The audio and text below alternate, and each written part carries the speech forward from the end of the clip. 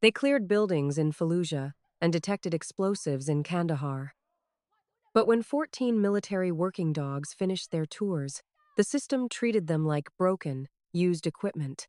Meet Ava Carter, a 22-year-old Navy SEAL who refused to leave these four-legged veterans behind. Watch how she bravely takes on military bureaucracy to save a grieving German shepherd named Titan and 13 other forgotten heroes from the auction block. She walked down the row of kennels and didn't say a word, just looked. Cage by cage, dog by dog. 14 German shepherds who had once cleared buildings in Fallujah, detected IEDs in Kandahar, and dragged wounded soldiers out of places that don't appear on any public map, now sitting behind steel bars in a government facility in Colorado, waiting to be sold to the highest bidder, like used equipment. She stopped at the end of the row, turned to the room full of officers and buyers and administrators, and said 4 words that made everyone go completely silent. "I'll take every one." Nobody laughed yet. That came 30 seconds later. Drop your city in the comments right now. I want to see how far this story travels. Subscribe if you haven't yet, and stay with me all the way to the end, because what this 22-year-old Navy SEAL does next is something the United States military did not see coming. The facility was called the Rocky Mountain Military Working Dog Transition Center, which was a long name for a place that did a simple and mostly unexamined thing. It took dogs who were no longer operationally useful to the United States military and processed them into civilian life. Processed was the operative word. Ava Carter had been hearing that word for 6 months, ever since she first started making calls.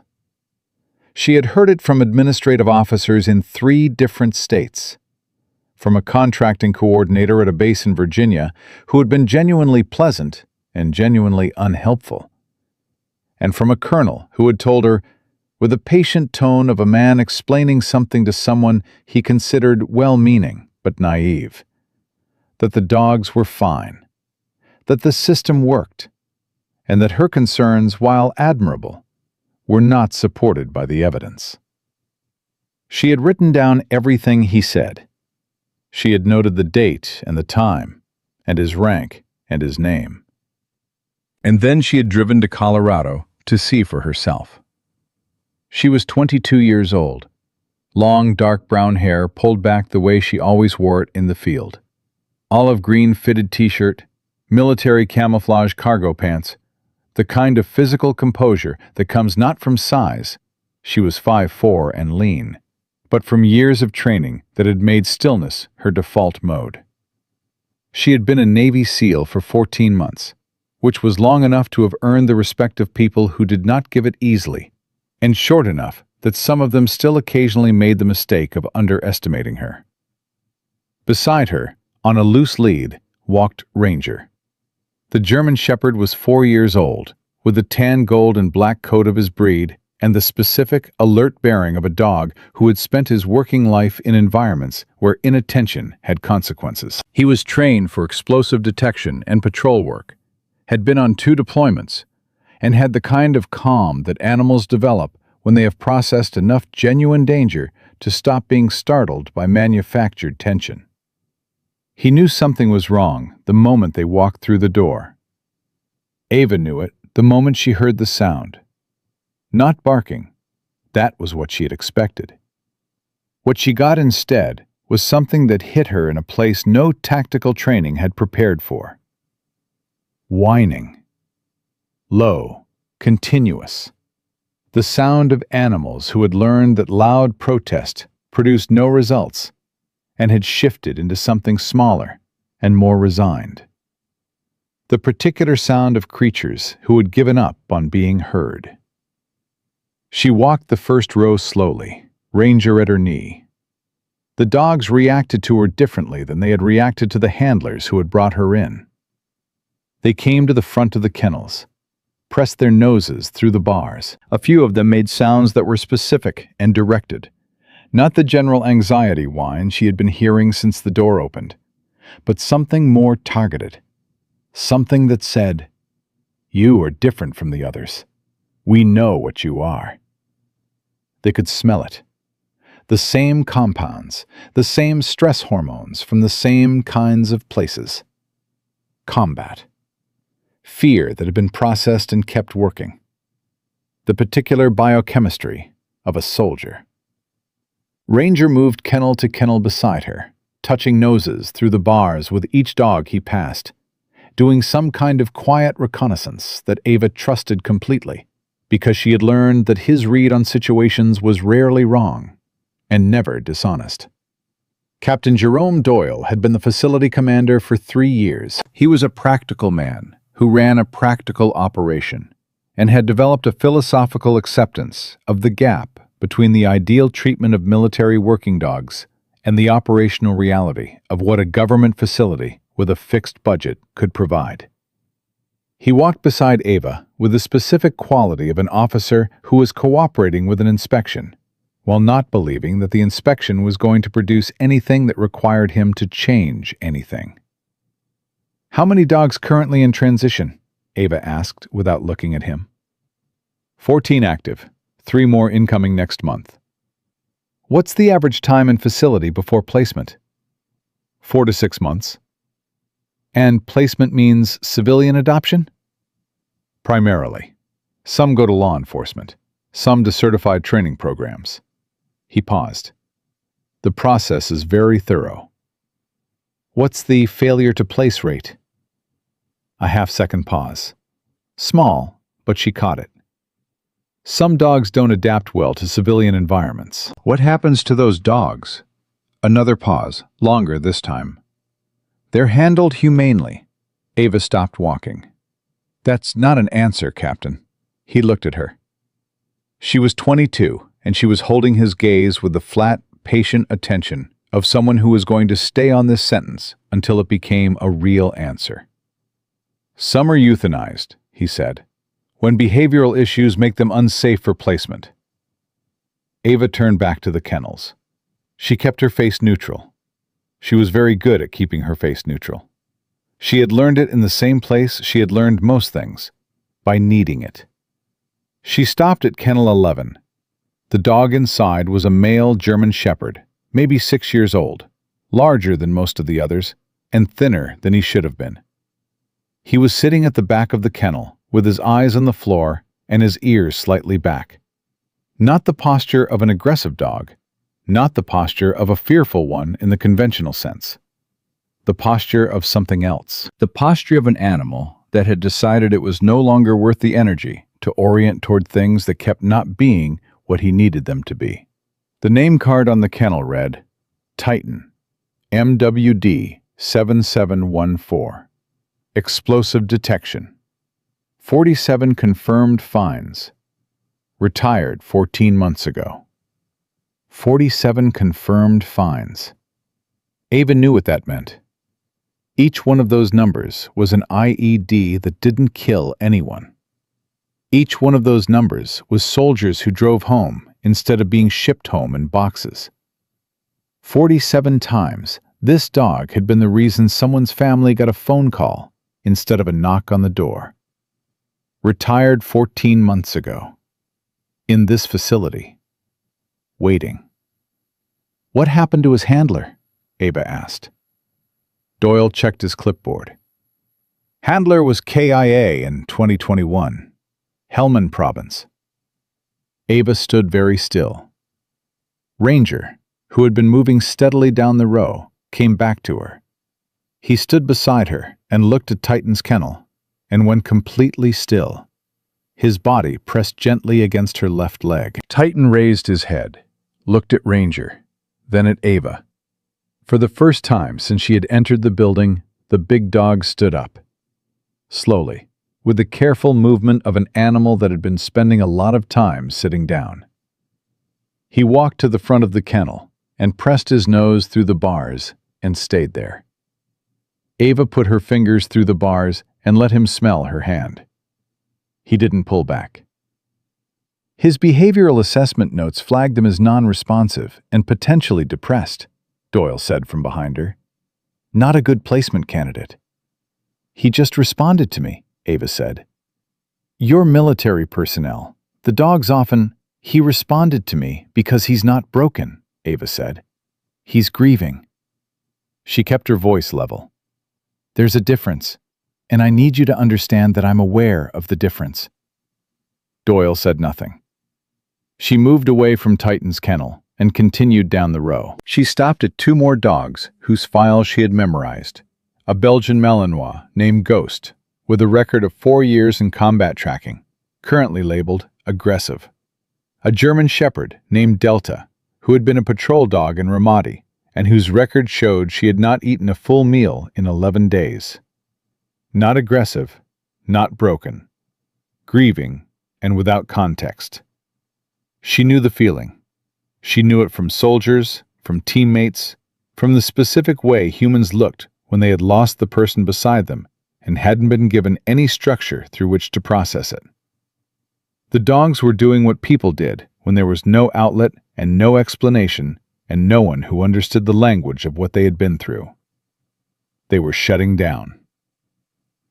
By the time she reached the end of the second row, she had seen all 14 dogs. She had the files on 12 of them memorized. She had been making calls for 6 months and writing emails for 8 months before that. And she had a folder on her phone with 12 months of documented correspondence, donor commitments, legal consultations, and architectural plans that she had been building quietly and methodically while doing her actual job at the same time, because that was how she operated. You built the thing while everyone assumed you were just talking. She stopped at the end of the row. She turned to the room. Doyle, 2 junior officers, a civilian representative from the contracting office, and 3 pre-registered civilian buyers who had come for the afternoon auction. She said, "I'll take every retired canine here." The room processed this for approximately 3 seconds. Then one of the civilian buyers laughed. Not unkindly, genuinely, the way a person laughs when they hear something that seems to belong to a different category of statement than the ones being made around it. Doyle looked at her with the expression of a man reassessing a situation he had been confident about. Petty Officer Carter, I understand the sentiment, but 14 military working dogs represents a significant financial and logistical commitment, Ava said. I know. I've been calculating it for a year. She looked at him steadily. I'm not speaking sentimentally, Captain. I'm stating an intention. A pause. I have the documentation if you want to see it. The room went quiet again. Ranger sat down at her left side. His eyes moved across the facility with the patient, comprehensive attention of an animal that had spent years being the most alert thing in any room. One of the buyers cleared his throat. You're serious?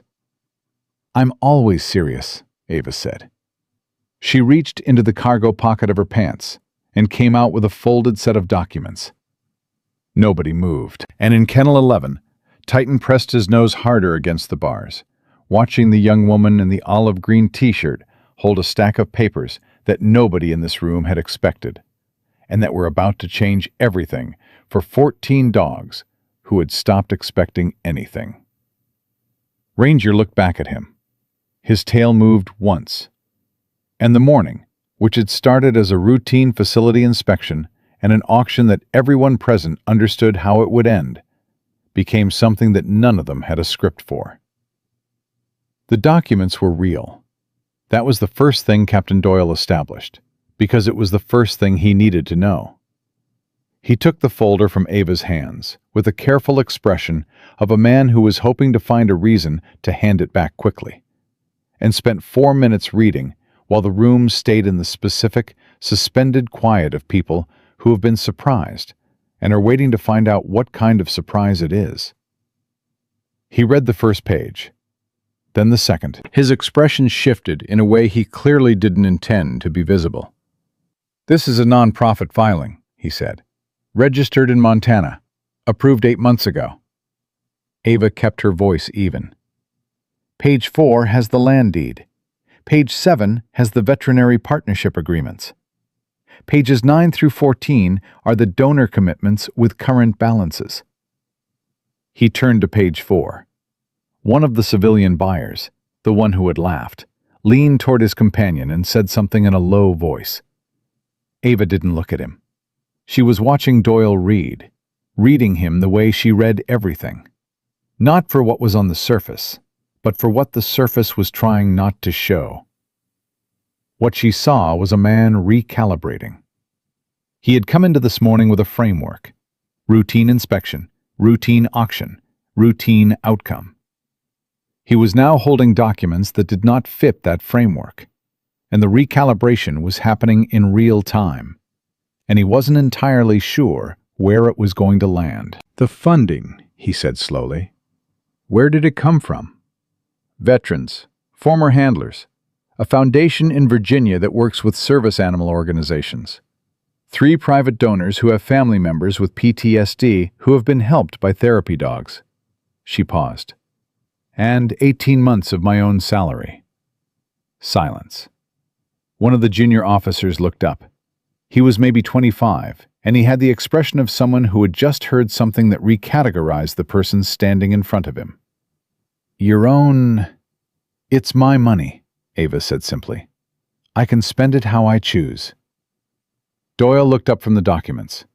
He studied her with the measured attention of a senior officer looking at a junior one, and trying to determine whether what he was dealing with was idealism that hadn't met reality yet, or something more structural. "Petty Officer Carter," he said. 14 military working dogs. The cost of care alone. I have the projections, page 11. He turned to page 11. The numbers were thorough, and they were not optimistic. They were realistic, built by a veterinarian who specialized in working dogs, a behavioral specialist who had spent 15 years working with trauma-affected animals, and a former military logistics officer who had helped Ava build the operational framework over 9 months of evenings and weekends. The projections included food, veterinary care, behavioral rehabilitation, facility maintenance, staffing, and a contingency fund for the dogs who would require the most intensive intervention. Doyle read every number. Then he looked up at her. "You've been planning this for how long?" 14 months, Ava said. "Since the last deployment." Something moved in his expression. Not softening. He wasn't that kind of officer. More like the shift that happens when you have been arguing against something, and the argument is taken out of your hands by facts that are more organized than your objection. "Captain," the civilian contracting representative, a man named Griggs, who had been standing to the side with the expression of someone who processed paperwork for a living and was now watching paperwork become something more than paperwork. "The facility protocol for alternative placement arrangements requires a formal review period before—" "How long?" Ava asked. Griggs blinked. "I'm sorry?" "The review period. How long does it take?" "Standard is 30 days.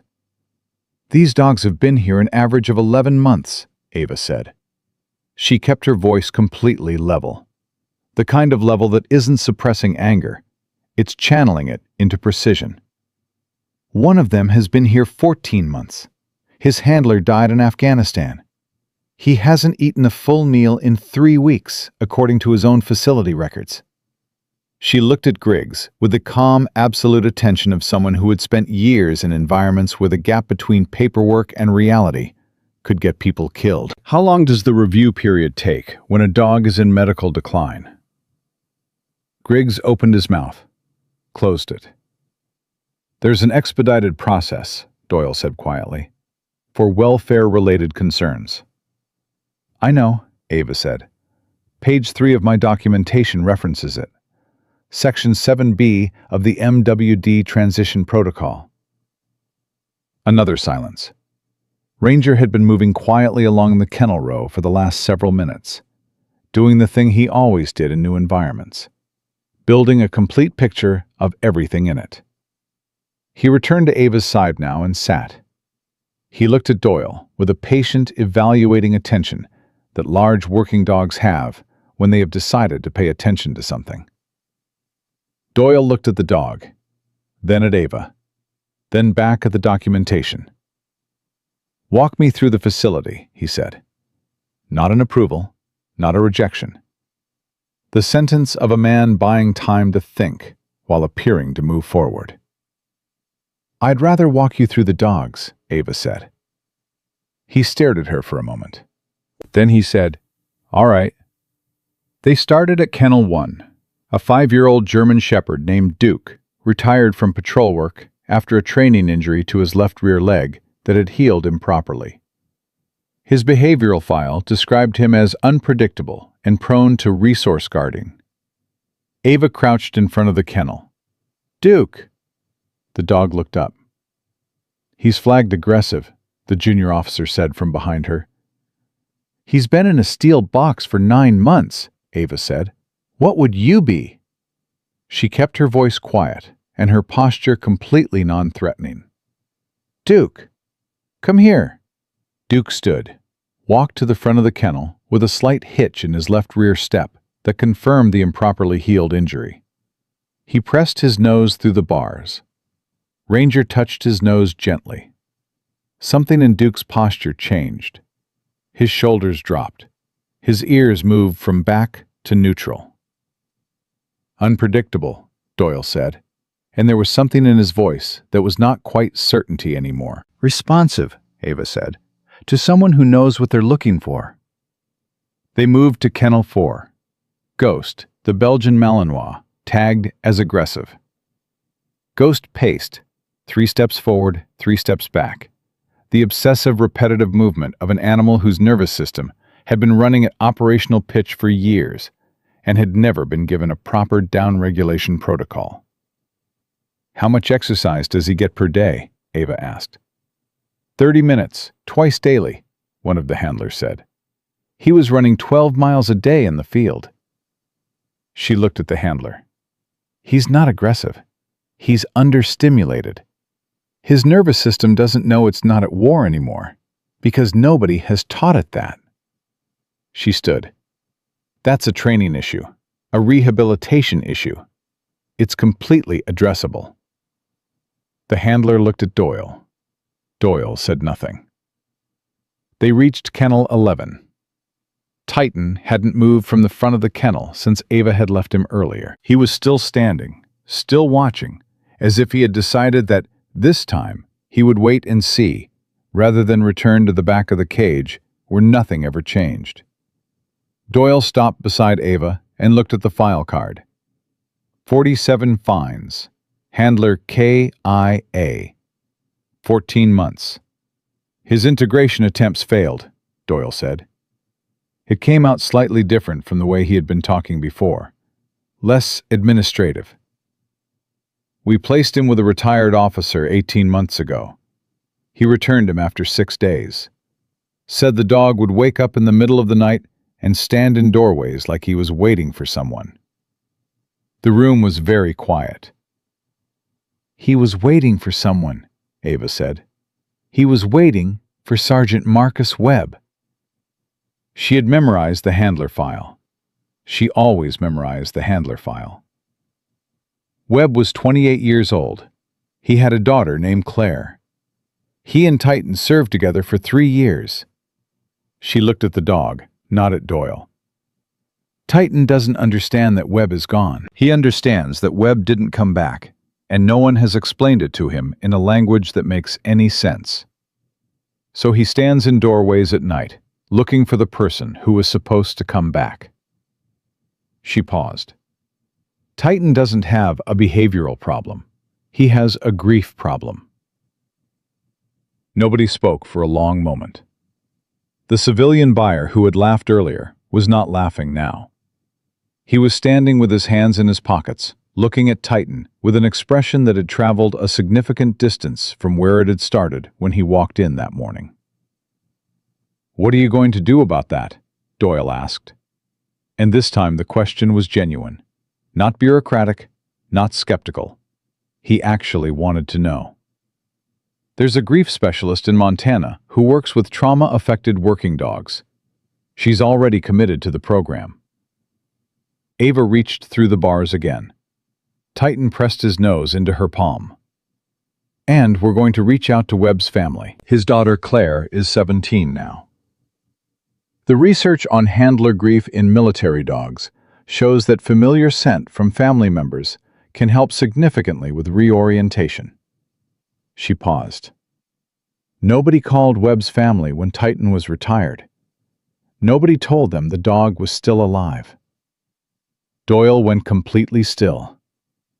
Standard protocol doesn't require. I know what standard protocol requires, Ava said. She finally looked at him. I'm telling you what basic human decency requires. A pause. And what basic dog decency requires. The silence this time had a different quality. The kind of silence that lands when someone has said the truest thing in a room, and the room doesn't have an immediate counter to it.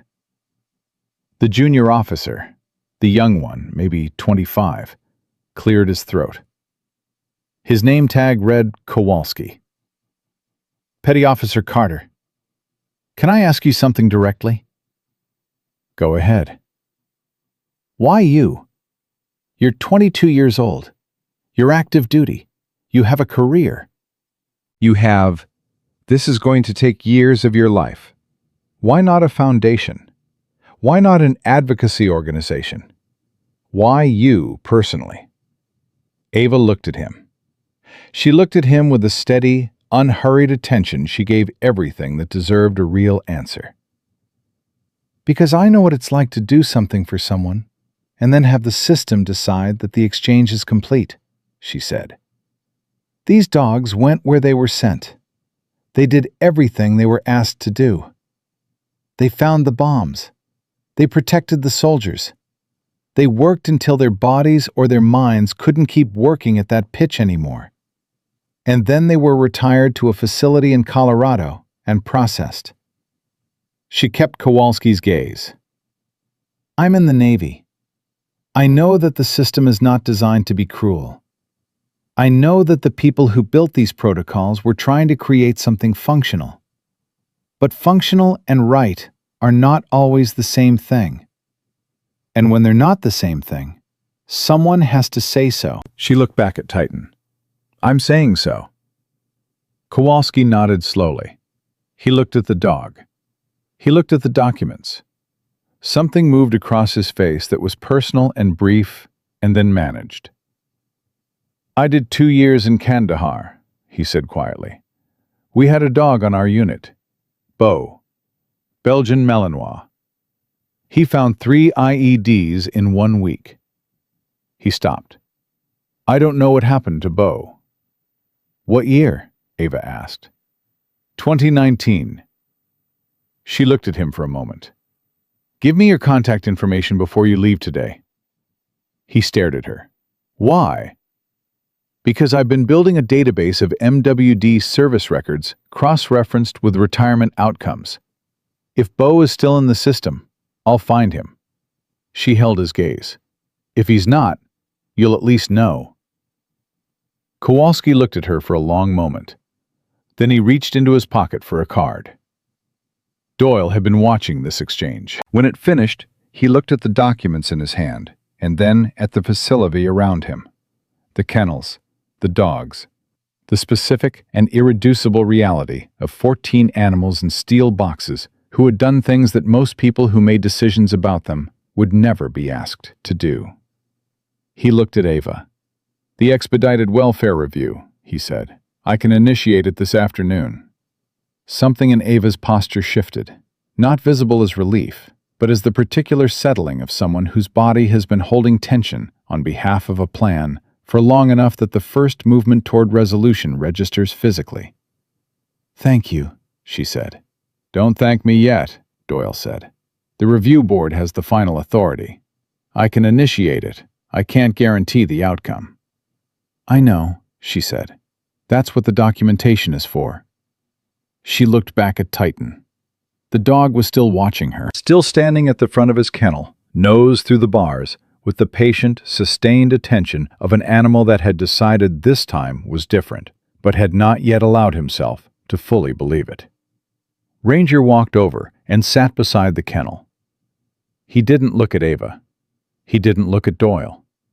He looked at Titan with the specific, steady communication of one working dog to another. A thing that required no translation and admitted no ambiguity. Whatever passed between them in that moment belonged to them.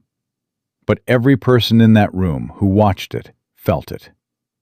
And the auction that had been scheduled for 2 o'clock that afternoon, the one that had been on Doyle's calendar for 3 weeks, the one the civilian buyers had driven from 2 states away to attend, was quietly, without fanfare, postponed.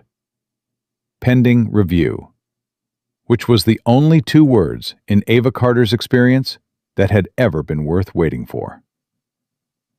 The review board met 11 days later. Ava had known it would not be a formality. She had known it from the moment Doyle said pending review, with the specific inflection of a man who was giving her something while simultaneously warning her that the something could be taken back.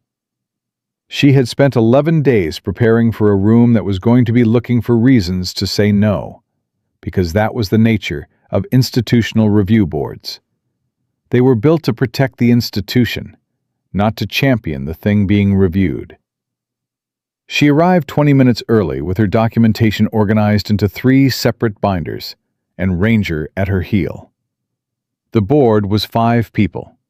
A colonel named Whitfield, who had been in the Army for 26 years and had the bearing of someone who considered sentiment an operational liability.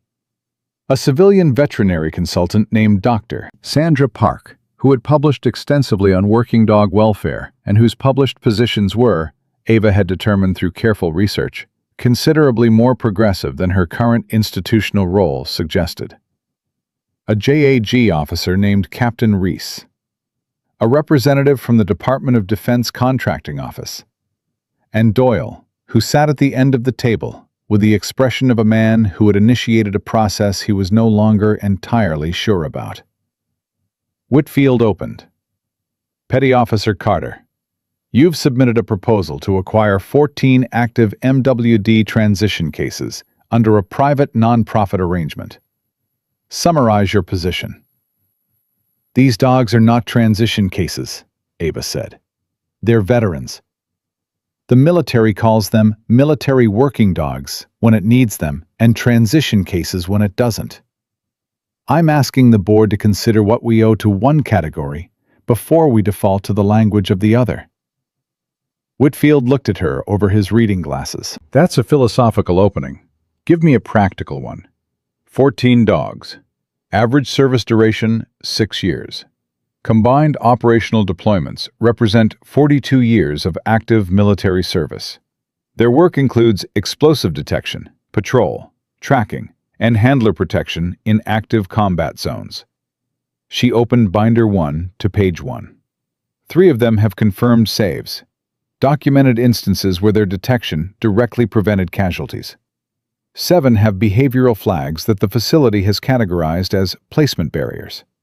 My position is that those behavioral flags are not indicative of permanent dysfunction.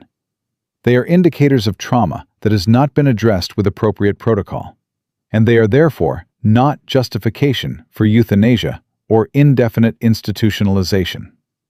You use the word euthanasia, Reese said. One of the 14 dogs has a 60-day welfare flag in his file. At the current rate of behavioral decline, he will be assessed for euthanasia within that window. She looked at Reese directly. I use the word because the file uses the word, and I think everyone in this room should be using it instead of the word managed. A brief silence. Dr. Park had been reading the binder since Ava opened it and had not looked up yet. She turned a page with the focused efficiency of someone who was reading faster than the conversation and had been doing so since the beginning. Your proposed facility, Park said without looking up. Montana location. How many acres? 240. 40 enclosed, 200 open range. The enclosed portion includes individual kennels, a training facility, a veterinary treatment area, and a communal socialization space. The open range is for behavioral therapy through graduated exposure. controlled environments that allow the dogs to move in open terrain without the overstimulation of civilian public spaces. Park looked up for the first time. Who designed the behavioral rehabilitation protocol? Dr. Elaine Mercer, 15 years in trauma-affected working dog rehabilitation, former consultant to the Marine Corps MWD program. Her full credentials and methodology are in Section 3. Park turned to Section 3. Whitfield had been watching Ava throughout this exchange with the specific attention of someone revising an assessment. He had come into the room with a position. She was too young, too junior, too emotionally invested to have built something that would actually work. And the position was developing structural problems. The funding, he said. Walk me through the sustainability. Initial capitalization is covered by existing commitments. Page 9 has the breakdown by source. Ongoing operational costs project against 3 revenue streams: foundation grants, individual donors, and a portion of the facility's income from a service dog training program that will operate alongside the retirement sanctuary. Working dogs from the sanctuary who demonstrate aptitude and temperament will be trained as PTSD service animals and placed with veterans through a VA partnership we are currently negotiating. She paused. The dogs help fund their own facility by helping the people they served beside. Something moved around the table. Not dramatic, just the specific quality of a room that has been presented with something it didn't expect and is adjusting. The DoD contracting representative, a man named Folsom, who had not spoken yet, looked up from his papers. The VA partnership. Where does that stand formally? Letter of intent signed. Full partnership agreement under review. Projected finalization in 60 days. She held his gaze. Which is within the window of the current facility's welfare timeline for 3 of the 14 dogs. Folsom looked at Whitfield. Whitfield looked at his binder. Ava waited. She had learned patience from the same curriculum that had taught her everything else, from environments where moving before the moment was right cost more than waiting. She could wait. She was very good at waiting. It was Doyle who introduced the complication. There is a procedural issue, he said.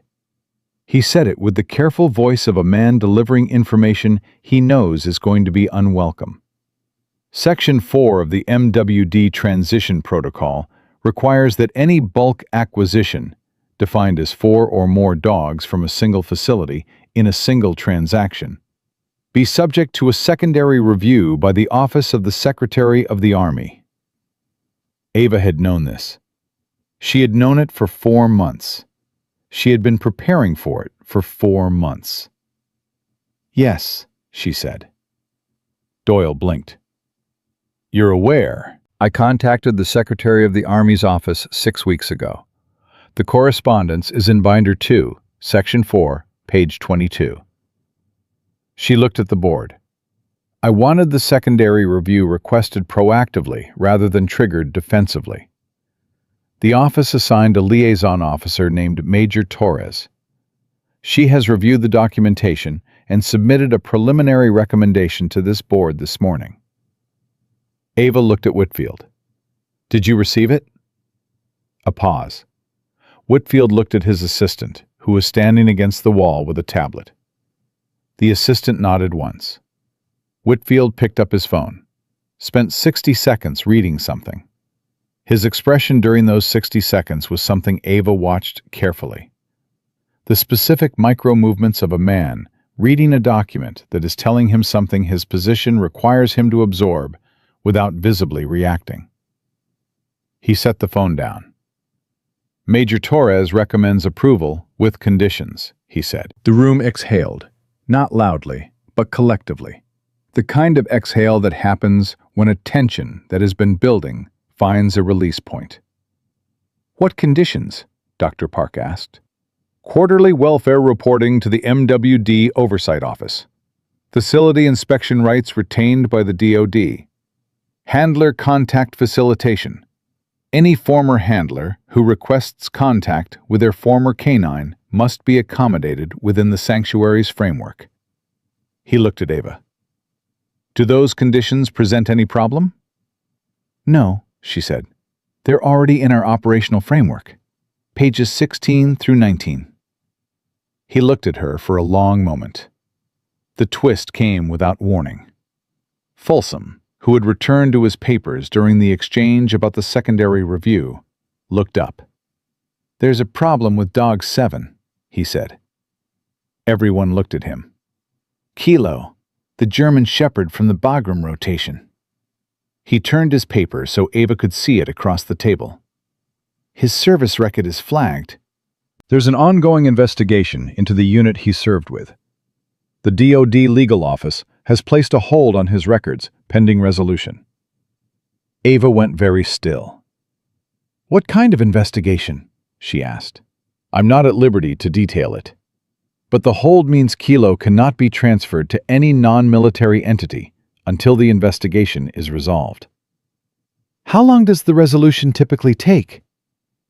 Folsom looked at his paper. The flag was placed 14 months ago. The room processed that. Kilo had been in the facility for 8 months.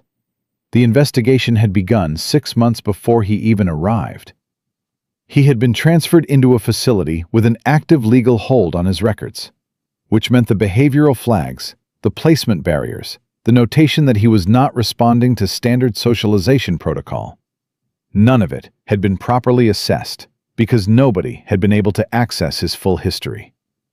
Because his history was locked inside a 14-month-old investigation. Who is the investigating authority? Ava asked. JAG, Folsom said. Ava looked at Reese, the JAG officer on the review board. Reese looked at her, then looked at his hands.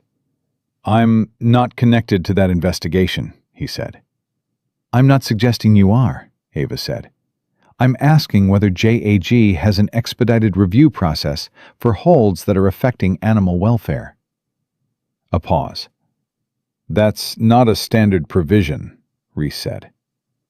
A lot of things I'm asking for today aren't standard provisions, Ava said. Can it be done? Reese looked at Whitfield. Whitfield looked at Reese. Something passed between them in the way communication passes between people who have worked in the same institutional space for long enough that they understand each other's signals. I'll make an inquiry, Reese said. I cannot promise a timeline. I understand, Ava said. I would like Kilo to stay in the facility under enhanced welfare monitoring while the inquiry moves forward. I don't want him to hit his welfare threshold while we're waiting on a paperwork resolution.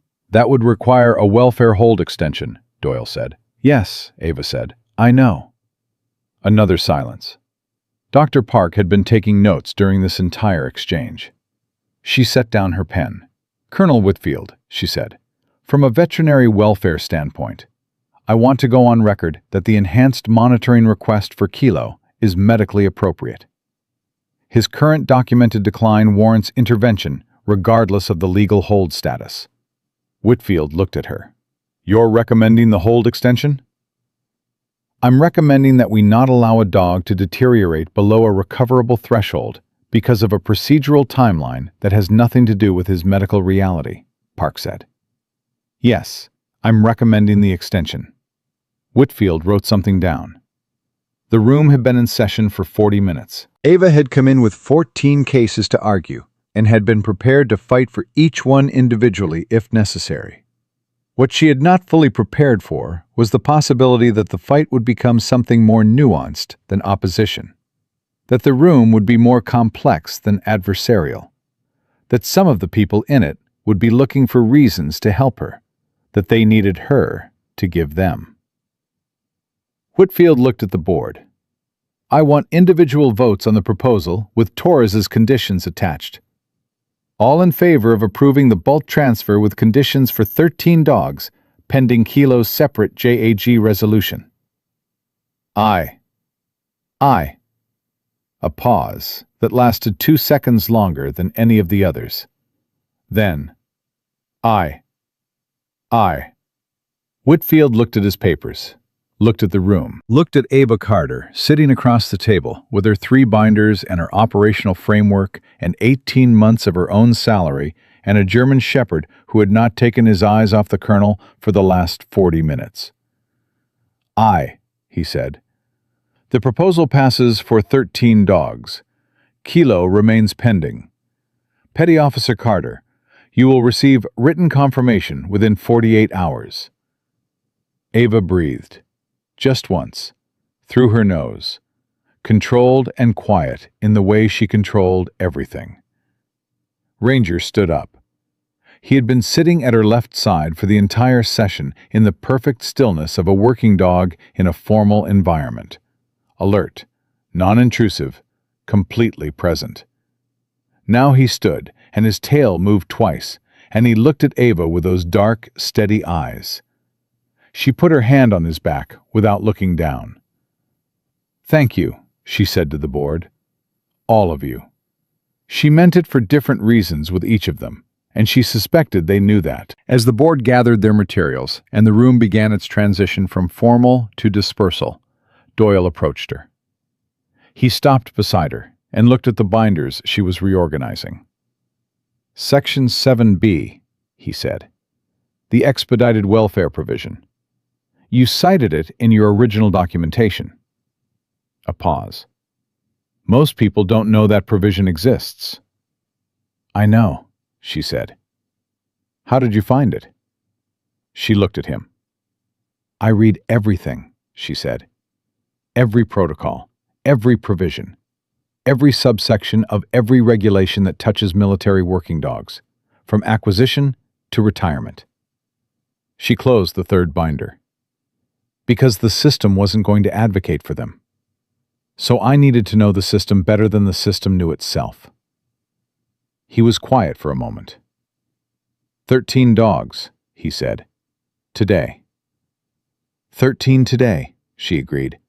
"And Kilo when the hold clears." "And Kilo when the hold clears." He nodded. Then he said something she had not expected from him. "The 47 fines, Titan's record." He kept his voice low. "When I read that file when he first arrived, I thought about it. I thought about it more than I usually think about case files." He stopped. "The system doesn't give us good language for what these dogs are. The protocol calls them assets. The retirement paperwork calls them transitioning personnel." He looked at her. "What do you call them?" "Soldiers," Ava said. "Same as anyone else who went where they were sent, and did what they were asked, and came back changed." She held his gaze. "The only difference is, they can't tell us what it cost them, so we have to pay attention." Doyle looked at her for a long moment. Then he held out his hand. She shook it. Outside, through the facility walls, she could hear the sound she had been hearing since she walked in that morning. The low, continuous sound of 14 animals in steel boxes waiting for something to change. Tomorrow, 13 of those boxes would begin opening. And in Kennel 11, a dog named Titan, who had spent 14 months waiting for someone who was not coming back, would finally begin learning that the waiting was over. Not because the system had decided to care, because one person had decided to make it. The written confirmation arrived 31 hours after the board meeting. Ava read it twice in the parking lot of the facility before she went inside. She sat in her truck with Ranger in the passenger seat and the engine off, and the document on her phone, and she read every word of it carefully. Because she had learned that institutional approval and institutional follow-through were 2 different animals, and the gap between them was where things died. The language was precise. 13 dogs, conditions attached, transfer to be completed within a 14-day window. She noted the window. 14 days was tight for the logistics she had to coordinate, but she had planned for tight, and the team she had built over 18 months of evenings and weekends had been on standby for the call that had just arrived. She made 4 calls from the parking lot before she went inside. Dr. Elaine Mercer in Montana, the behavioral specialist, who said, "Finally," before Ava finished the first sentence and immediately began talking transport protocols and intake assessment sequences. The veterinary team lead at the sanctuary, a former military vet tech named Carlos, who had been handling the ranch's animal welfare systems for 3 months in anticipation of exactly this moment.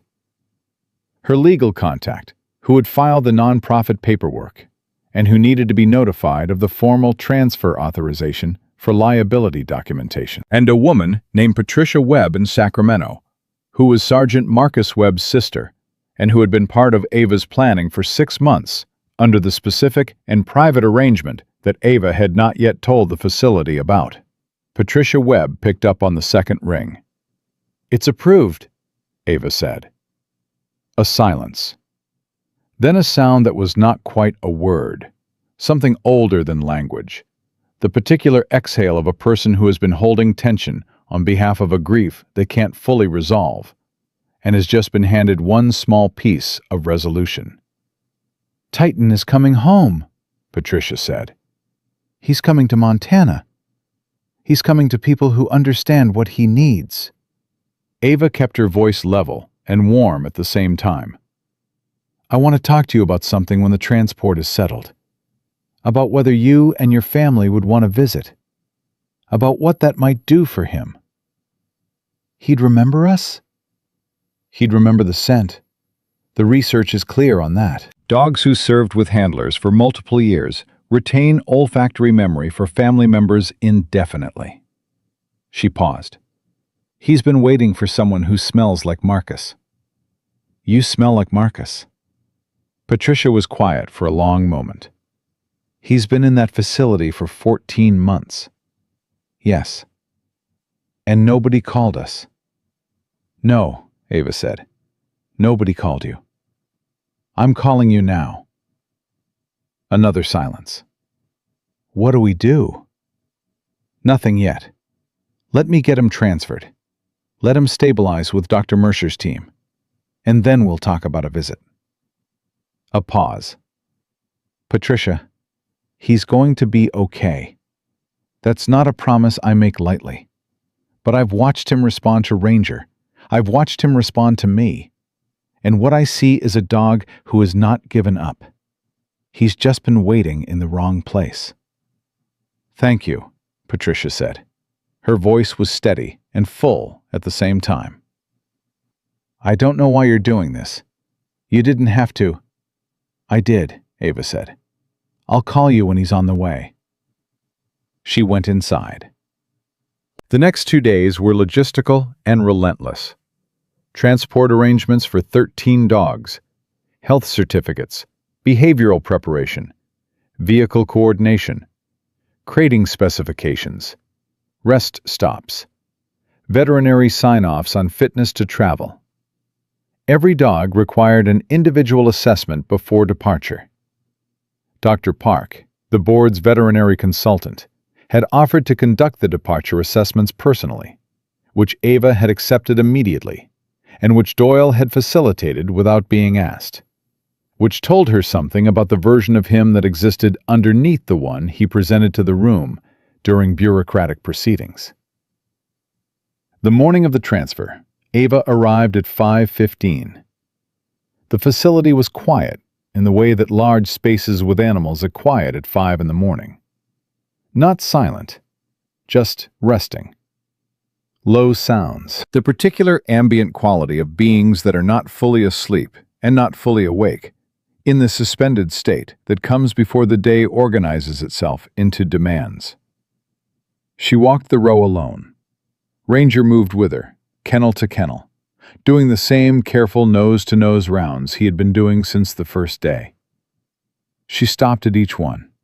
Duke, the patrol dog with the healed wrong leg. He was awake, watching her from the front of the kennel.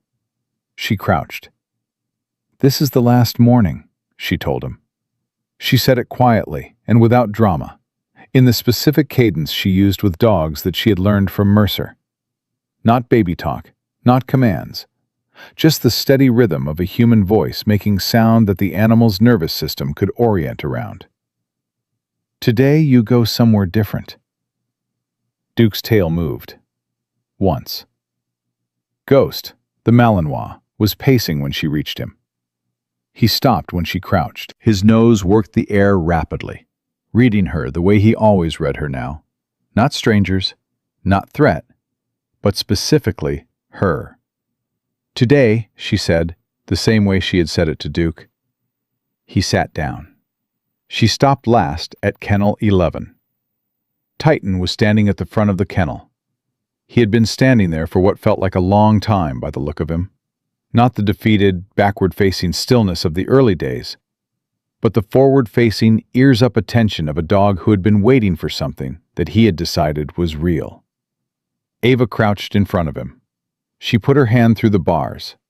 He pressed his nose into her palm and held it there with his eyes closed, and she stayed completely still and let him have that for as long as he needed it. Ranger came and sat beside her. The three of them stayed like that for a moment that nobody was counting. Then she stood up, looked at the kennel door, and said, "Let's go, Titan." The first cage opened at 8:17 in the morning. It was Duke's, the patrol dog, Kennel 1. Doyle's junior officer, Kowalski, was the one who opened it, and Ava had noticed that he had arrived this morning without being asked and had positioned himself at the first kennel without waiting for direction. Duke walked out slowly. He stood on the open floor and turned his head in a full, careful circle, reading the space, assessing whether the new information matched the old categories he had been living inside. It didn't. The old categories were kennel and not kennel, constrained and less constrained. This was something else. This was open, and the open extended beyond the facility in a direction that his body understood before his brain fully processed it. His tail began moving. Not the single, measured movement he had been making for months. This was different. The full, sweeping movement of an animal whose body was expressing something its situation had not previously permitted. Kowalski watched it happen and said nothing. His jaw was tight, and he was not looking at Ava, and he was clearly doing what people do when something hits them in a place they were not prepared for, and they need a moment before they can manage their expression. The second cage was Ghost. Ghost came out fast, not panicked, but with the compressed energy of a high-drive dog who had been running the same three-step circuit for months, and whose body was already reorganizing itself around the fact of actual space. He moved in a rapid, expanding circle, nose to the ground, taking inventory of everything that was now available to his senses. Dr. Park was documenting. She had a clipboard, and she was writing things down with the careful hand of a professional maintaining objectivity. And she was not entirely succeeding, and Ava appreciated both the attempt and the failure. They opened the cages one by one down the row. Each dog was different. Some came out slowly, with the careful, tentative movement of animals that had learned to expect reversals and were not yet fully committed to believing that this one was real. Some pressed immediately against Ava's legs, as if physical contact with the person who had changed things was the first information they needed. One, a German shepherd named Ace, 4 years of combat tracking, walked directly to Ranger and sat beside him with the decisive air of a dog who had made a decision about his new social structure and was implementing it. Ranger accepted this without drama, the way he accepted most things. The moment that stopped the room happened at Kennel 11. Titan's door opened. He didn't come out immediately. He stood at the threshold, the actual threshold, the place where the kennel floor ended and the facility floor began, and he looked at what was on the other side. The room was as quiet as it had been. Ava was standing 6 feet away. She didn't move toward him. She had learned from Mercer that the most important thing you could offer a traumatized animal in a transition moment was the absence of pressure. The clear communication that the next step was entirely his, that nothing would be taken from him for taking it slowly, that the open space would still be open if he needed another minute. She just stood there, arms at her sides, breathing normally. Titan looked at her. Then he stepped out. One step. Both front paws on the facility floor. He stopped. Looked around with his whole body, not just his head, but that full body assessment that working dogs do when they are reading an environment for the first time. Then he walked to Ava. He walked directly, without hesitation, the way dogs walk when they have made a decision with their whole body rather than just their reactive system. He stopped in front of her and looked up at her with those dark, exhausted, still present eyes. She crouched. He put his head against her chest. She put both hands on him and held him there, and said nothing, because there was nothing that needed to be said. Doyle had been watching from the far end of the row. He was standing with his arms crossed, in the posture of a man maintaining professional composure in a situation that was actively working against it. His jaw was set. His eyes were doing something private that he was not going to discuss. After a moment, he turned away from the scene and walked toward the facility office. Kowalski watched him go. Then he looked at Ava and Titan, and he made no effort whatsoever to manage his expression. The twist came at 9:40. Ava was coordinating the loading sequence.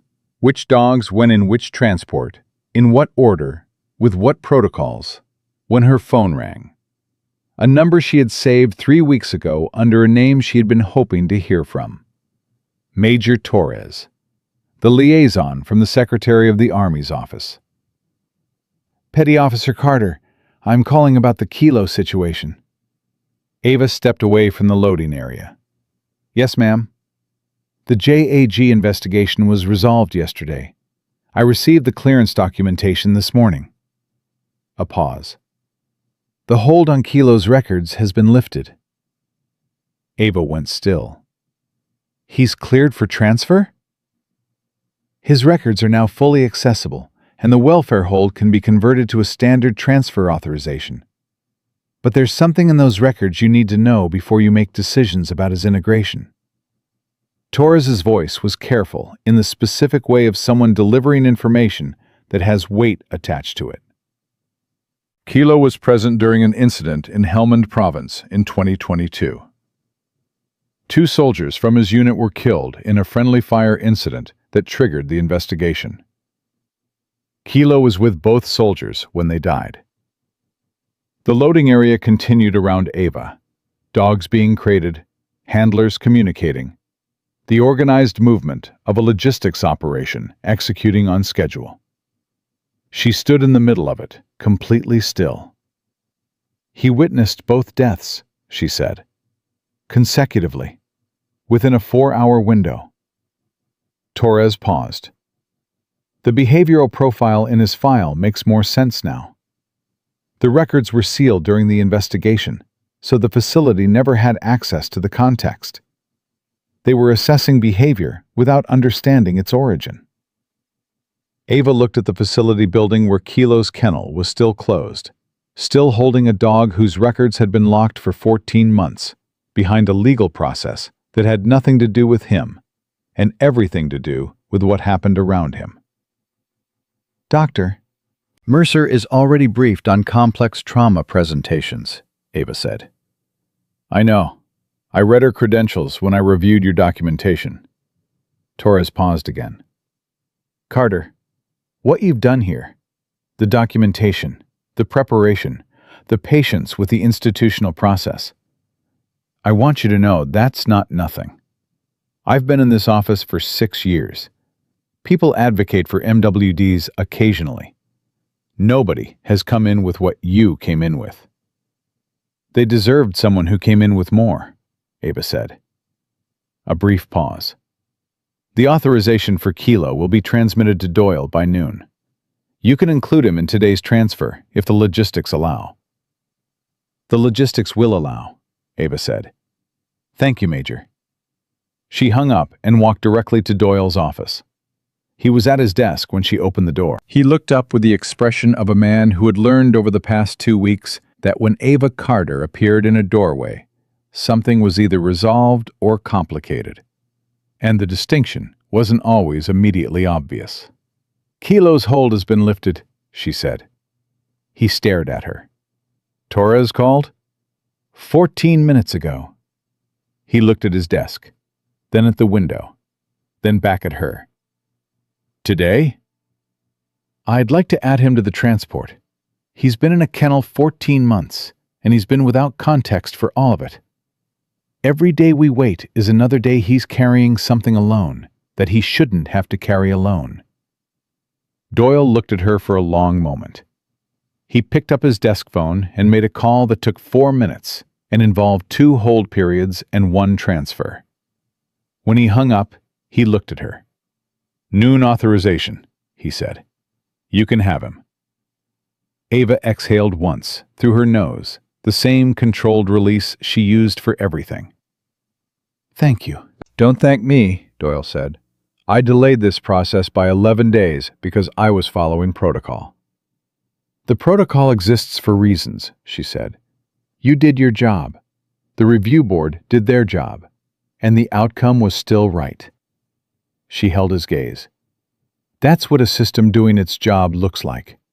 It's slow, it's frustrating, and when it works, it actually holds." He looked at her with the expression of a man being offered a perspective on his own role that he was not certain he deserved and wasn't going to argue with. 14 dogs, he said. 14, she said. Today. She went back to the loading area. At 12:17, Kilo's kennel door opened. He was a German Shepherd, 5 years old, larger than average, with a particular quality of stillness that Ava had learned to identify as the external presentation of an internal landscape that had experienced things language couldn't reach. He came out of the kennel carefully, like a dog who had learned to be careful, and he stopped on the facility floor and looked at the other 12 dogs who were already present in the space, crated and waiting for transport, but present, visible, smelling of themselves and each other and the fact of an imminent transition. He looked at Ranger. Ranger looked back at him with a complete, honest, unhurried attention. Something moved through Kilo's posture. Something small and significant. The dog equivalent of a held breath releasing. He walked toward the transport area. Ava watched him go and felt something that she carried in the same place she carried everything that mattered. Not on the surface, not available for inspection, but present and real and permanent. 14 dogs, 14 service records, 42 collective years of deployments, 47 confirmed explosive finds, hundreds of patrol operations, handler protections and building clears, and things that had no names in any official record because they had happened in places that didn't generate reports. 14 animals who had been processed as assets and were about to be treated as what they actually were. She stood at the facility entrance as the last crate was loaded. The building behind her was quiet in a way it had not been when she arrived. Not the quiet of resignation and waiting, a different quiet. The quiet of an absence that was the right kind. Doyle was beside her. "What happens next?" he asked.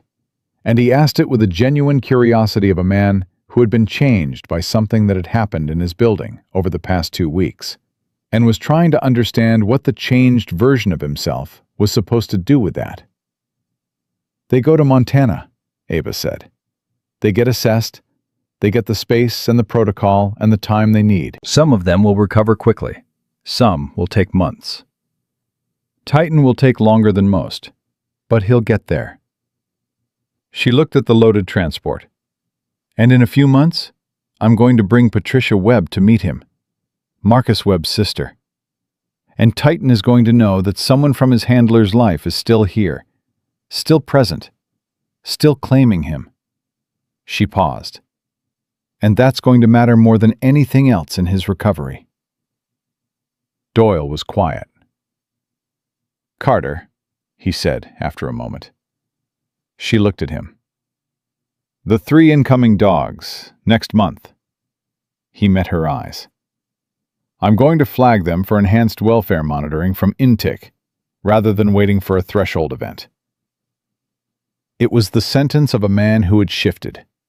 Not dramatically, not with fanfare.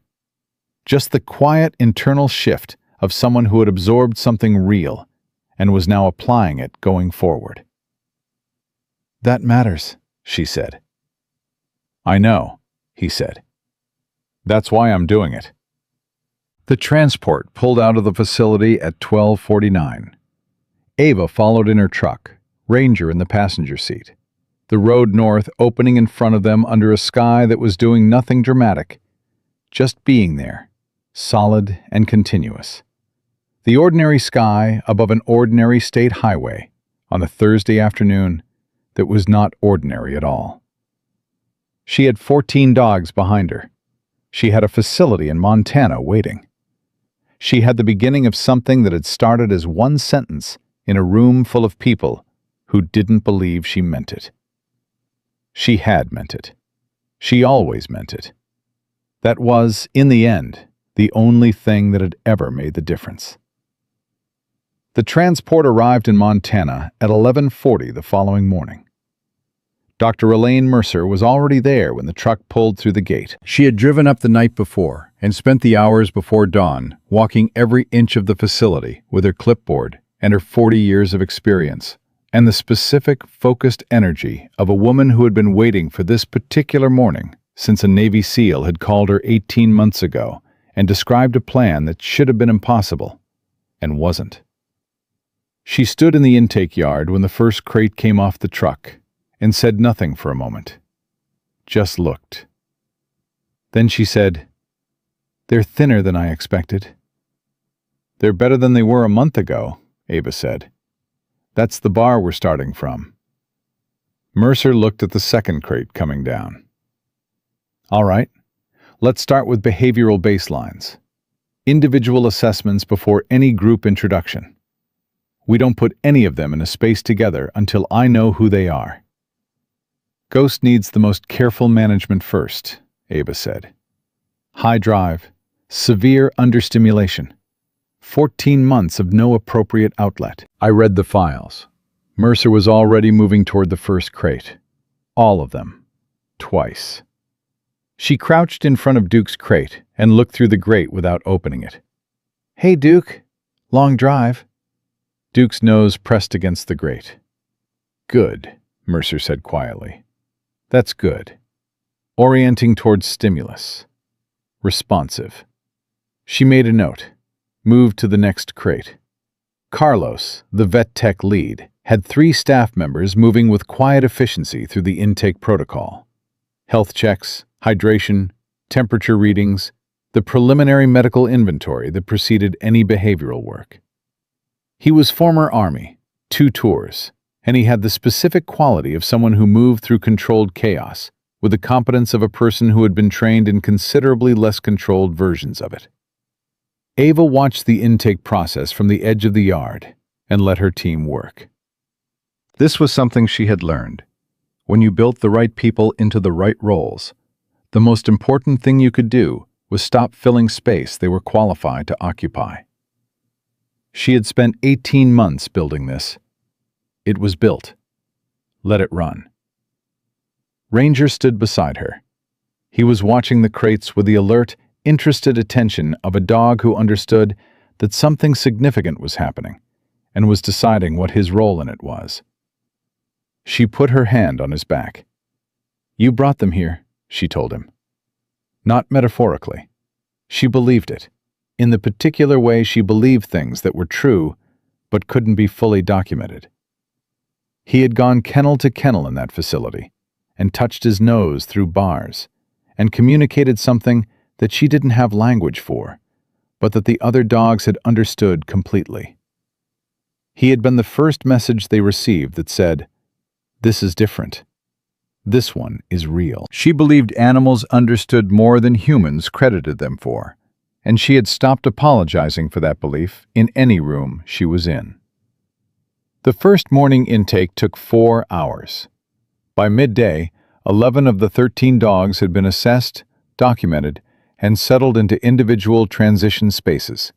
Not kennels, not crates, but the open, fenced individual areas that the sanctuary's design had built around the understanding that privacy and safety were not the same thing, and that animals recovering from institutional stress needed both simultaneously. Ghost had been the most complex. He had come out of his crate at a run, circular, high energy, reading every inch of the intake yard with his nose and his body at the same time. And Mercer had watched him do it without intervening, just tracking him with her clipboard, letting him run until his nervous system found its own edge and slowed. It took 11 minutes. When Ghost finally stopped, he was at the far corner of the intake yard. He stood there panting and looked back at Mercer. She crouched down. "Done?" she asked. He walked toward her. "Good dog," she said, and meant it entirely. The twist came in the early afternoon. Ava was reviewing the first intake reports in the main building when Carlos knocked on the office doorframe. His expression was the carefully managed expression of someone who has information that needs delivery and is thinking about how to deliver it. "Titan's blood work came back from the preliminary panel," he said. She looked up. "What did it show?"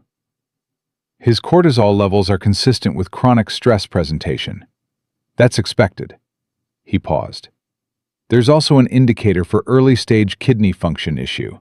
Not acute, manageable, but it's been developing and going untreated." He held her gaze. "The facility's medical records don't show any blood panels in the last 9 months." Ava was very still. "He hasn't had blood work in 9 months, she said. "No." She looked at the intake report in her hands. Then she set it down with the specific, deliberate care of someone managing an emotion by controlling the physical action surrounding it. "How treatable is the kidney issue?" "Dietary management and targeted supplementation. Dr. Park can consult remotely. It's not irreversible." He paused. "We caught it. That's what matters right now." "It matters that we caught it," she said. "It also matters that it was allowed to develop for 9 months without anyone running a blood panel on a dog in institutional care." "Yes," Carlos said. "Both things are true." She sat with that for a moment. Then she picked up her phone and sent an email to Major Torres with the blood work documentation attached and one sentence. "For your records, and for the oversight of the 3 dogs incoming to the facility next month." She sent a copy to Doyle. She was not going to let the anger make decisions, but she was not going to absorb the information quietly either, because quiet absorption was how things stayed wrong. She sent the emails and went back to Titan. He was in the transition space adjacent to the main building, which she had arranged specifically because she wanted him to have proximity to human activity during the initial adjustment period. Mercer's protocol for grief response dogs included gradual reintegration into normalized patterns, the sounds and rhythms of daily life, creating an ambient structure that could, over time, begin to replace the absence of the person the dog was orienting around. He was lying down when she got there, not the collapsed forward-facing exhaustion of the early facility days. This was different.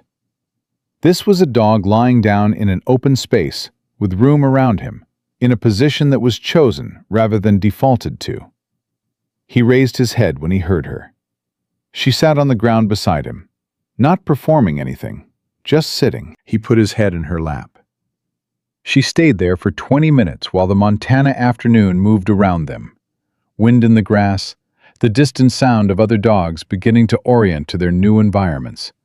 Carlos calling something to a staff member across the yard. The ordinary, ongoing business of a place that was becoming what it was supposed to be. Patricia Webb arrived 3 weeks later. Ava had called her the day after the transfer, and they had spoken for 40 minutes about what a visit would look like, what the research said, what Mercer recommended in terms of timing and approach. Mercer had said 6 weeks minimum before family contact. The dog needed to establish basic environmental security before introducing a stimulus that carried the emotional weight of the handler's scent. Ava had pushed for 4 weeks based on Titan's rate of stabilization. Mercer had looked at the behavioral logs and agreed to 3.5. Patricia drove up from Sacramento with her mother, Marcus's mother, and her daughter, who was 9 years old and had her father's eyes in the photograph Ava had in the file, and which she had looked at more than once over the past months. They arrived on a Wednesday afternoon, which was a deliberate choice, midweek, midday, when the ranch had its quietest rhythm and the dogs were in their most settled state. Ava met them at the gate. Patricia was 41, tall, with the careful composure of a woman who had been managing grief for 2 years and had developed expertise in the management of it. She shook Ava's hand and looked at the facility around her with eyes that were doing a lot at once. "How is he?" she asked. "Stabilizing," Ava said. "He's eating. His kidney situation is under treatment and responding well. He started engaging with the other dogs in the communal yard. Not deeply yet, but present." She held Patricia's gaze. "He's not the dog your brother's file describes yet. But there are glimpses. Dr. Mercer says that's what recovery looks like at this stage. Glimpses. And then the glimpses start staying longer." Patricia nodded. "Can we see him?" "That's why you're here." Mercer was with Titan in the transition yard. She stepped back when Ava brought the Webb family through the gate, positioning herself at the periphery, present for observation, absent from the center of the moment. Titan was standing. He had been lying down when they arrived. Something had registered before they opened the gate. Patricia said later that they hadn't said anything, hadn't made a sound, but Titan had stood up while they were still 40 feet away. The olfactory memory. Exactly what the research described. Patricia's mother made a sound when she saw him. Small, involuntary. The sound of a woman who had lost a son and was now looking at the dog who had served beside that son and who carried in his biology a version of the person she had been grieving. Patricia walked forward slowly. Titan watched her. His body was reading her the way working dogs read everything. Complete, accurate, without the filters that human perception applies. He was reading the biochemistry of her grief and her love, and the specific molecular signature of a family that had been his family's family. And it was landing in him the way the research said it would, but that no research could fully prepare you for watching. He took one step toward her, then another. Patricia crouched. She put her hand out and she said one word, barely audible. "Titan." He walked to her and pressed his whole head against her chest, and she put both arms around him and closed her eyes, and the Montana afternoon went completely quiet around all of them. 9-year-old Lily, Marcus's daughter, watched this from beside her grandmother. Then she looked at Ava. "Does he know about my dad?" she asked. Ava crouched down to her level. "He knows your dad isn't coming back," she said. "He doesn't understand why, but he knows the people standing in front of him are part of the same family. He can feel that." She paused. "And I think that helps him understand that your dad mattered, that the people who loved him are still here." Lily looked at Titan. Then she walked forward and sat on the ground beside her aunt and Titan, and the big dog turned his head and looked at her, and then, slowly, leaned against her, the way dogs lean against people they have decided to trust. Lily put her hand on his back. Ava stood back and let it be what it was. In the weeks that followed, the Ranger K9 Veterans Ranch became something that had started as documentation and planning and phone calls at 2 in the morning, and had become, through the specific alchemy of a person who refused to stop, a place that was real. Duke's leg was reassessed by a specialist, and a corrective protocol was established. He would never run the way he had run in the field. He ran in the way that was available to him, which was enough. Ghost was enrolled in an intensive daily activity program under Mercer's direct supervision.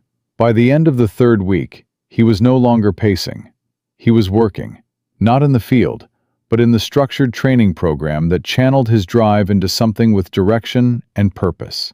He became, within 2 months, one of the dogs Mercer used for demonstration work with new arrivals. High-drive animals responding to a high-drive dog. Kowalski had given Ava his contact information on the morning of the transfer. She had followed through.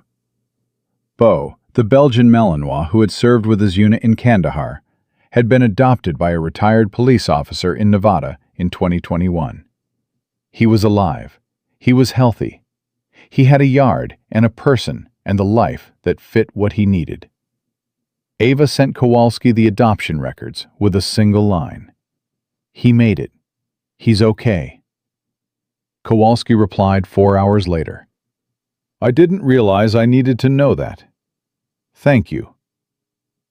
Kilo's recovery was the longest. What Mercer described as a complex dual grief presentation, 2 losses, proximate in time, compounded, required the careful, unhurried work of a specialist who understood that some things could not be accelerated without breaking what they were trying to build. Kilo did not have family to visit. His unit had been decommissioned. There was no Patricia Webb waiting to drive up from Sacramento. What he had was the ranch. He had the open space and the daily protocol. And Carlos, who had quietly made Kilo his personal project in the way that people attach themselves to the most difficult cases, because something in the difficulty resonates with something in themselves. Carlos had 2 tours and his own version of what it meant to witness things you couldn't process and keep functioning anyway. He understood Kilo, not because of the research, but because of the territory. By the 3rd month, Kilo was eating full meals. By the 4th month, he was participating in the communal yard sessions that Mercer ran 3 times weekly. By the 5th month, he did something that made Mercer stop writing and simply watch. He walked up to Titan in the yard and stood beside him. Titan looked at him. The 2 dogs assessed each other with a specific, unhurried attention of animals that had both been through things that didn't translate, and were recognizing that quality in each other. Then Titan sat down. Kilo sat beside him. They stayed like that for 20 minutes. 2 dogs who had each lost everything that made the world make sense, sitting in a Montana yard in the afternoon sun, not alone. Mercer wrote in her notes, "Self-initiated peer support. Both dogs demonstrating secure attachment to location and community. Milestone." Then she closed her notebook and went to find something to do that would allow her to be briefly and privately overwhelmed without anyone documenting it. Ava was in her office when the article ran. She had not given the interview. She had been asked, twice, by 2 different journalists who had picked up the story through the nonprofit's public filings and the MWD advocacy community that had been amplifying what the ranch was doing since the first transfer. She had declined both times because the story was not about her, and she was not going to make it about her. She had suggested they interview Mercer instead, and Mercer had given an interview that was careful and specific and entirely focused on the dogs and what their recovery looked like and what the research said about what they needed. And the article that ran had a photograph of Titan in the open field, head up, ears forward, the tan and gold and black coat catching the afternoon light, and a caption that read, "A dog who served 6 years in combat finds peace." The piece was shared 200,000 times in the first 48 hours. The donations that came in over the following week were enough to fund the full year of operating costs for the sanctuary. Ava looked at the donation reports and felt nothing that needed to be performed about it. Just the quiet, solid satisfaction of a structure she had built, holding the weight it was designed to hold. She called Doyle. He picked up on the third ring. "I saw the article," he said, without preamble. "I wanted to let you know the 3 dogs coming to you next month," she said. "I've already sent the intake documentation to your office. If the behavioral flags look similar to what we saw with the 14, particularly any signs of grief response or understimulation, you have my direct number." A pause. "Carter." "Yes, sir. The enhanced monitoring I said I was going to implement for incoming dogs." Another pause. "I also went back through the files of the dogs that were euthanized in the last 3 years, before you arrived. 6 cases. I had Dr. Park do a retrospective assessment on the behavioral documentation." His voice was careful and deliberate. "She believes 4 of those 6 cases were grief response presentations that could have been addressed with appropriate protocol." The office was very quiet. "4, Ava said. "Yes." She held that. She held it without letting it collapse into the anger it deserved, because the anger was not useful in this conversation, and Doyle was not calling her to be prosecuted. He was calling her because something had changed in him, and he was doing what changed people do. "What did you do with that assessment?" she asked. "I filed it with the MWD Oversight Office. I requested a full protocol review, and I contacted the families of all 6 handlers." His voice carried the particular weight of a man who has done a hard thing and is not looking for credit for it. "I didn't know what to say to them. I said the truth." Ava breathed. "That was the right thing," she said. "It was a long time overdue," he said. "That's not the same thing." "No," she agreed, "but it's not nothing either." The conversation ended, and she sat in her office for a while with the door open and the sound of the ranch around her. Mercer's voice in the training yard, Carlos calling to a staff member, the particular chorus of dogs in open space that was nothing like the sound she had heard when she first walked into the Colorado facility. That sound had been resignation. This sound was something else. She went outside. Ranger was waiting for her at the office door, the way he always waited, without anxiety, without impatience, just present. The way he had been present since the beginning. The way he had gone kennel to kennel in a Colorado facility and communicated something to 14 traumatized animals in a language that preceded and superseded everything Ava had put into the documentation and the binders and the 18 months of phone calls. He had been the message before she had words for it. She walked out into the open field, and he walked beside her, and the afternoon was completely ordinary and entirely full of what it had taken to build. Titan was in the field. He was running, not the tight, anxious circles of an animal in distress, but the open, reaching run of a body that had remembered what it was made for and was using it. His tan and gold coat caught the light, and he was, in that moment, exactly what the file card had described and what the facility had not been able to see. A soldier, running free, in a field that existed because one person had looked at a row of cages and refused to accept the language of inevitability. Ranger ran with him. 2 dogs in a Montana field, uncontained, unbounded, fully themselves. Ava watched them and thought about a sentence she had said in a room full of people who didn't believe she meant it. She had meant every word.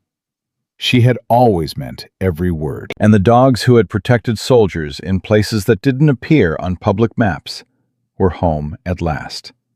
Not because the system found a way to bring them there, but because a 22-year-old woman with 3 binders and 18 months of her own salary decided that someone had to. They had protected us in war. She had protected them in peace. And that promise, once made, had never once been negotiable.